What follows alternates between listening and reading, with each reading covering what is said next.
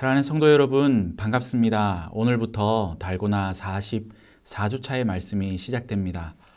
이번 주간은 역대상 21장에서 29장까지의 말씀으로 오늘은 21장의 말씀을 가지고 함께 은혜를 나누고자 합니다.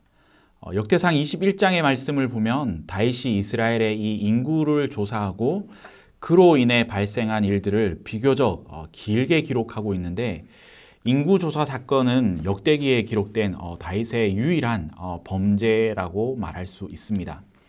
다윗이 인구조사를 한 까닭은 20장 이전 장들에서 언급한 주위 국가들과의 전투 때문이었을 것입니다.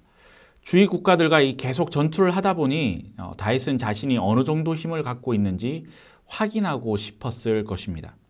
그런 이유로 인구조사를 했는데 결과는 신하들 반대에 부딪혔고, 하나님도 인구조사를 심각한 범죄로 인정하시고 거기에 합당한 벌을 제시하는 장면이 오늘 우리가 살펴볼 21장 말씀에 기록되어 있습니다.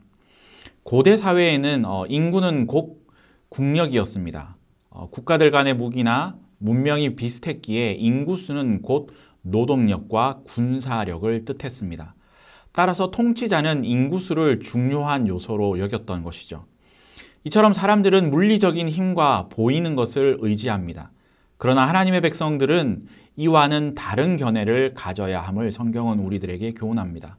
오늘 본문 1절 말씀을 보면 사탄이 일어나 이스라엘을 대적하고 다윗을 충동하여 인구조사를 하였다고 기록하고 있습니다. 사실 인구조사 자체는 문제가 아닙니다. 하나님이 모세에게 친히 인구조사를 명하기도 하셨습니다. 문제는 동기입니다. 다윗은 세상 군주처럼 부강한 군사력을 확인하고 또 확보하고자 인구조사를 실시했던 것입니다. 이스라엘은 신정 국가로서 모든 전쟁을 하나님의 은혜로 치렀고 또 승리했습니다. 그런데 어느 순간 다윗은 세상 나라처럼 물리적인 힘에 의존하려고 했습니다. 그러한 동기는 이미 하나님 앞에서 범죄하는 것이었습니다. 하나님을 믿는 신앙인들도 눈에 보이는 힘과 재물에 마음이 흔들릴 때가 있습니다. 그러나 하나님의 은혜에 대한 의존이 사라지는 순간 우리의 신앙은 곤두박질 친다는 것을 기억해야 합니다. 본문 3절 말씀을 보면 요압 장군이 다윗의 동기를 눈치채고 그의 죄를 지적하지만 다윗은 듣지 않고 오히려 명령을 재촉합니다. 그러나 하나님은 이 일을 악하게 여기사 이스라엘을 치셨다라고 7절 말씀에 분명하게 밝히고 있습니다. 죄를 지적당할 때 해야 할 일은 속히 돌이키는 것입니다. 불행 중 다행으로 하나님이 이스라엘을 치셨지만 다윗은 즉시 회개하였습니다. 그리고 본문 8절 말씀을 보면 다윗은 뒤늦게 양심의 가책을 느끼고 하나님 앞에 엎드려 자신이 미련하게 행했다고 기록하고 있습니다. 이처럼 죄를 깨달았으면 늦더라도 회개해야 합니다. 인구조사가 세상의 왕으로는 합당했을지 모르지만 하나님이 진노하실 죄악임을 다윗은 분명하게 인식했습니다. 다윗은 자신의 죄에 대해 한마디 변명도 하지 않고 스스로 책임지려 했습니다. 그는 자신의 잘못을 회개하며 하나님과의 관계 회복에 나섰습니다.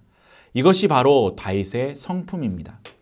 우리도 죄를 범해 하나님과 영적으로 단절되었을 때 다윗처럼 회개하고 죄에서 온전히 돌이켜야 합니다. 하나님의 백성은 세상의 기준으로 평가받지 않고 하나님의 말씀으로 평가받습니다. 그래서 세상적인 기준으로는 죄가 되지 않는 것도 말씀에 비춰볼 때는 죄가 된다는 사실을 우리는 기억해야 합니다. 사랑하는 성도 여러분, 저와 여러분의 회개하는 모습은 어떠합니까? 성도는 세상 사람들처럼 죄에 대해 자유하지 못하며 자주 넘어집니다. 그러나 참된 회개는 성도의 몫입니다. 참된 회개를 통해 하나님과의 관계를 회복하고 친밀한 관계를 유지해야 합니다. 늦었다고 생각되더라도 진정한 회개만이 회복의 시작임을 인식하고 주님 앞에 엎드려 기도하는 복된 삶을 살아가는 은혜가 있기를 간절히 소망합니다. 오늘날 자본주의 사회에서는 권력과 힘과 지혜와 능력, 사람들의 인정 등에 흔들리기 쉽습니다. 그러나 우리는 하나님의 말씀과 인도하심을 따라 살아가야 하는 하나님의 백성임을 기억할 수 있기를 바랍니다. 그리하여 세상 그 어떤 것보다도 하나님과의 관계를 중요시하는 믿음의 삶을 살아가는 저와 여러분의 삶이 될 수 있기를 주님의 이름으로 축원합니다. 감사합니다.